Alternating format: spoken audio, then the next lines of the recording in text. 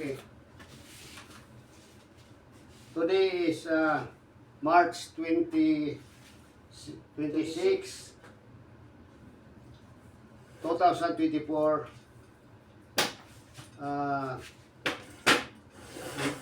Tuesday. We will start our prayer declaration. D2. Okay.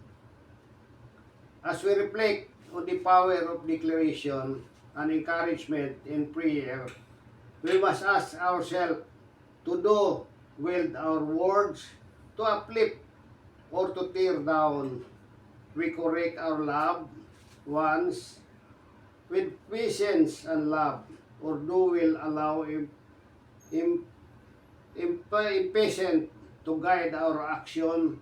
The Bible teaches us the significance of our words and the laying of hand in death, and those who love it will eat its fruit.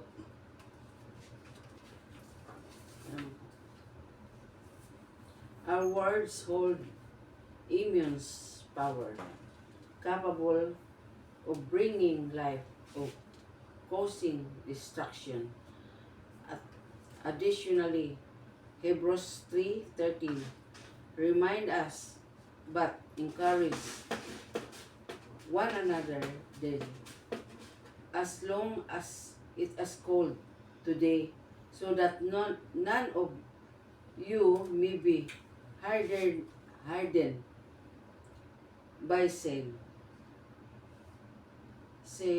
Secupulness, encouragements serve as a shield against the deceitfulness of sins.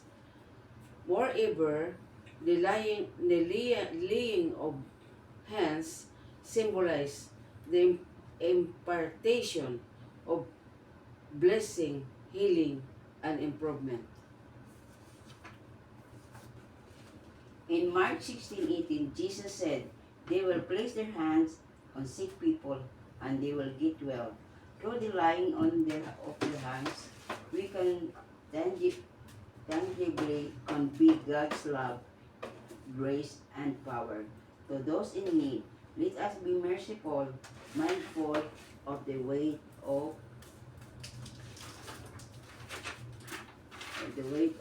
our words and the significance of our action, choosing always to encourage, uplift,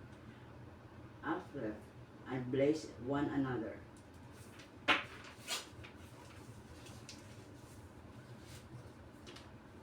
Sa ating pagmuni-muni sa kapangyarihan ng pagpapahayag at pagpapalakas sa panalangin, dapat nating itanong sa ating mga sarili, ginagamit ba natin ng ating mga salita upang magpapataas, magpapasira? Tinutuwid ba natin ang ating mga mahal na buhay ng may pagtitiyaga at pagmamahal, o pinapabayaan ba natin ang pagmamadali ang magtakda ng ating mga hakbang? Itinuturo sa atin ng Biblia ang kahalagahan ng ating mga salita at paghahandang kamay. Sa Kawikaan 18:21, sinasabi, ang dila ay may kapangyarihan ng buhay at kamatayan, at ang umiibig dito ay kakain ng bunga nito. Ang ating mga salita ay may malaking kapangyarihan na maaring magdudulot ng buhay o pagkasira. Dagdag pa, binabalaan tayo ng Hebreo 3:13, datapwat, pamanahan ninyo ang isa't isa sa araw habang nangyayari pa ito. Baka sakaling ang alinman sa inyo ay magpaligiran ng kabuktutan ng kasalanan. Ang pagpalakas sa isa't isa ay naglilingkod bilang tungkod laban sa kasinungalingan ng kasalanan. Bukod dito, ang paghahandang kamay ay sumasagisag ng pagpapala, pagpapagaling at pagpalakas. Sa Marcos 16:18, sinabi ni Jesus, ilagay nila ang kanilang mga kamay sa mga may sakit at sila'y mangugaling sa pamamagitan ng paghahandang kamay. May papahayag natin ng makatotohanan ang pagmamahal, biyaya at kapangyarihan ng Diyos sa mga nangangailangan. Naway maging maingat tayo sa bigat ng ating mga salita at ang kahalagahan ng ating mga kilos. Napiliin palaging magpahayag, magtayo at magpala sa isa't isa. Sister Monica Marie,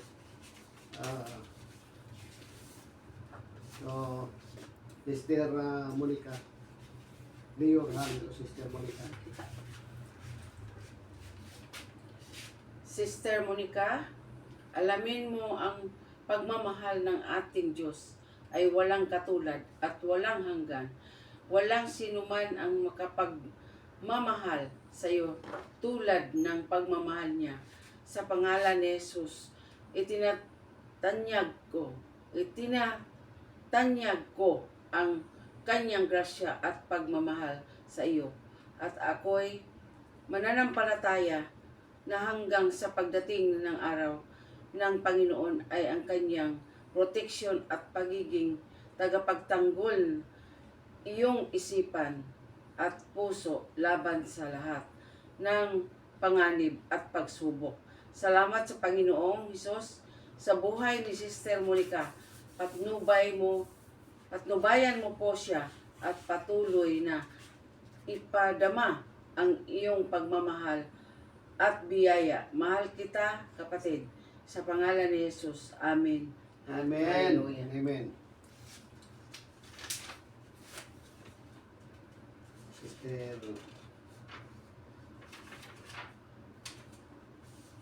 Sister Marie.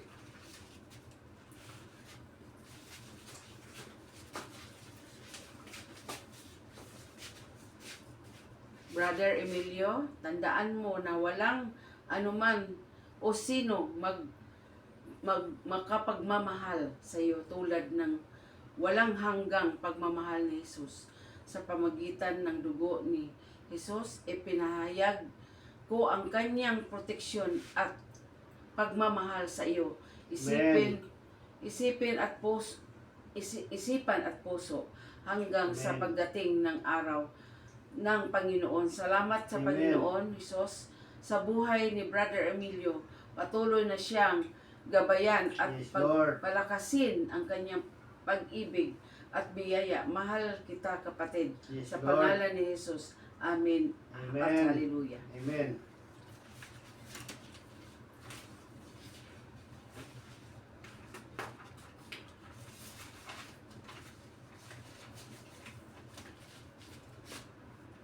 Sister Marie, nais kong ipaparating sa iyo ang kahalagahan ng pag-ibig ng ating Panginoon, Amen. Jesus, na walang kapantay Amen. at walang hanggan.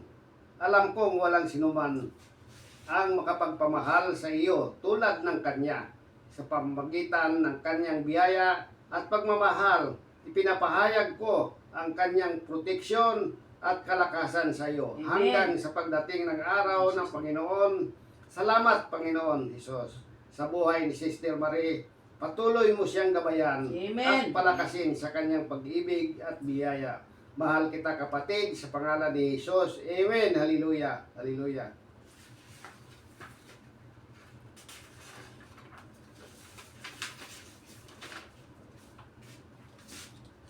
Sister Monica, alamin mong ang pagmamahal ng Panginoon Jesus para sa iyo ay hindi may kukumpara sa anumang iba. Sa kanyang pagmamahal at biyaya, pinagpahayag ko ang kanyang proteksyon at gabay na sa iyong buhay hanggang sa pagdating ng araw ng Panginoon. Salamat, Panginoon Jesus, sa buhay ni Sister Monica. Amen. Patuloy mo siyang gabayan at palakasin Yes, sa Lord. kanyang pag-ibig at biyaya. Mahal kita, kapatid, sa pangalan ni Jesus. Amen. Hallelujah. Hallelujah. Panginoon, naming Diyos, aming Ama, nagpapasalamat kami sa iyo sa biyayang pinagkaloob at pinagkakaroon ng pagkakataon manalangin at magbigay pugay sa iyo sa aming mga kapatid. Gabayan mo kami sa paggamit ng aming mga bibig at mga kamay upang magdulot ng pag-asa, pagmamahal at pag-aliw sa aming kapwa. Tulungan mo kaming maging mapanuri at maingat sa aming mga salita at kilos upang bawat sandali ay may pakita namin ang tunay na pagmamahal at pagpahalaga sa isa't isa. Bigyan mo kami ng lakas ng loob at karunungan na magsabi ng mga salita ng pag-asa at pagpapala sa mga taong nangangailangan patnubay mo na rin sa kami paglalagay ng aming mga kamay sa panalangin na ito ay maging saksi ng aming pagmamahal at pagtatanggap sa bawat isa sa pamamagitan ng iyong biyaya at gabay. Yes, Tulungan mo kaming maging mga instrumento ng kapayapaan at pag-ibig sa mundong ito. Mahal ka namin, Panginoon Hesus. Aming dinadalangin sa may kapangyarihan mong ngalan. Amen. Amen at hallelujah. Amen po, Lord. At dito nagtatapos ang aming prayer. Maraming salamat po Thank you, Lord. sa umaga sa hapong ito. At God bless you. God bless Amen. everybody. Salamat po.